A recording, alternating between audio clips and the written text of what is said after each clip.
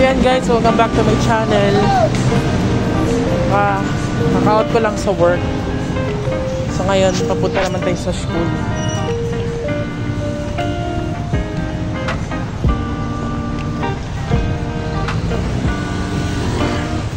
Punta tayo sa school guys.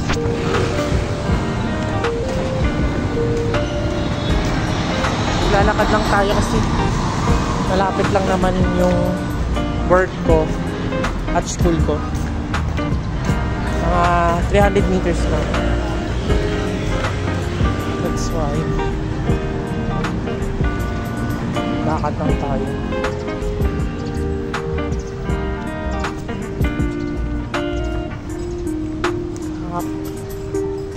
Medyo ano pa guys, madilim.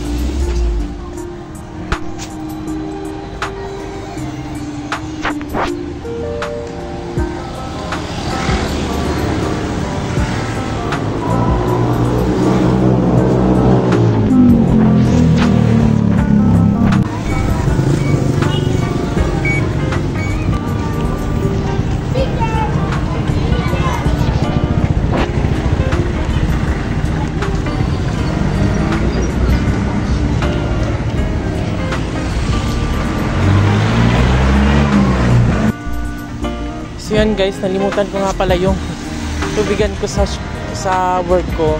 Kaya bibili muna tayo ng tubig sa 7-Eleven.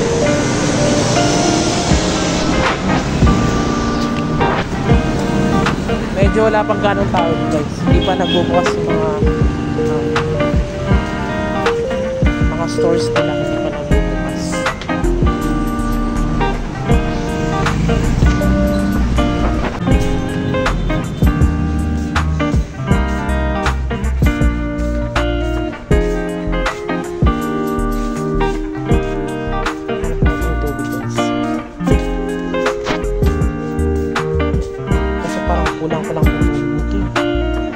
Malaki kasi yung tubigan ko guys, mga 3.5 liters yun. Binili ko sa Miniso. So, ang kunin lang natin is mukhang tama ito nga sa amin. Kulang ko lang ito.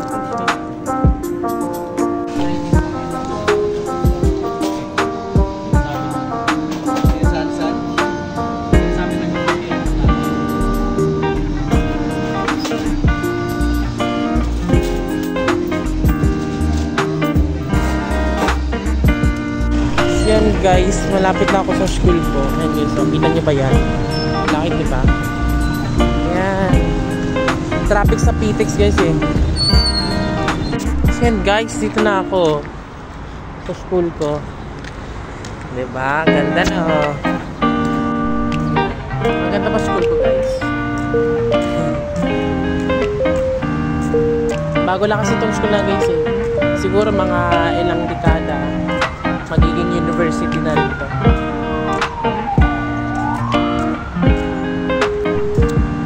Alam niyo ba guys, parang ako yung unang estudyante pumasok.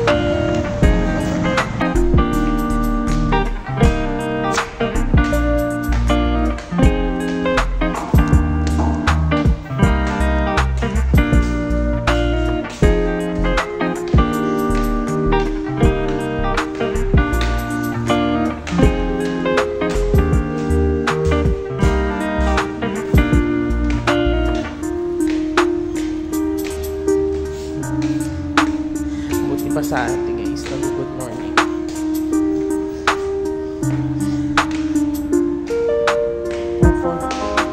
Fourth floor na ako guys. Fourth floor pa na ito.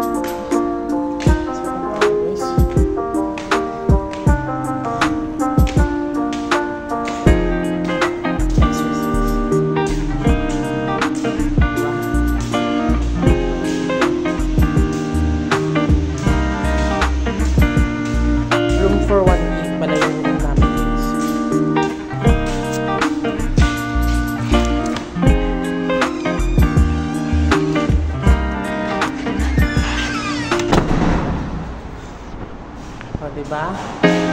Tayo pinakauna dito. Early in the morning. Ayan. Pagod tayo guys. guys, kulang ko lang talaga tong tubig na to.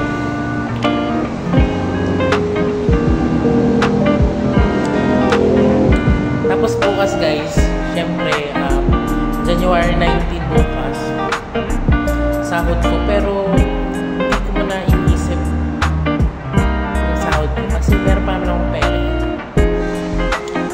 Tsaka pag iniisip mo kasi yung kailan sahuran mo, bilis na mawala yung pera sa'yo. Lalo na meron ka lalo na kung meron mga financial needs, diba? So yun. Hinahimingan ako guys. Yun yung lugar namin guys, ang ganda.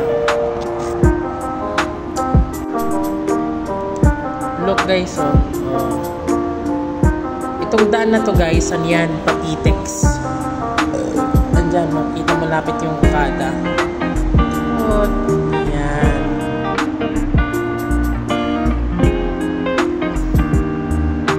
Tapos, ako lang mag-isa sa room.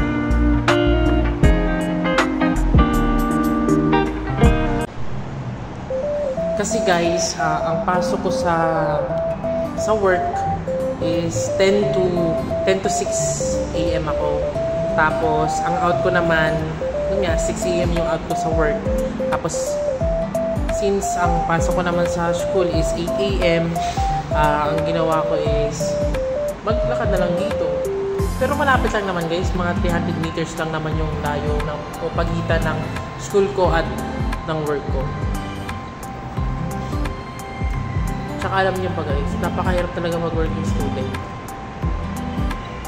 Pero kung marunong ka naman mag-handle ng time, tapos dedicated ka as being a hardworking student, parang wala lang yun guys.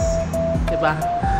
Parang kahit alam natin na puyat na tayo, ganun, kahit na pagod na yung katawan natin, lumalaban pa rin. Kasi may goal tayo sa buhay. May goal tayo makapagtapos. At the same time, na kahit merong nag-work tayo o kahit na para sa mga financial needs natin, makatulong tayo, yun. Lalo na rin sa ano natin guys, sa parents natin. You know what guys, when I was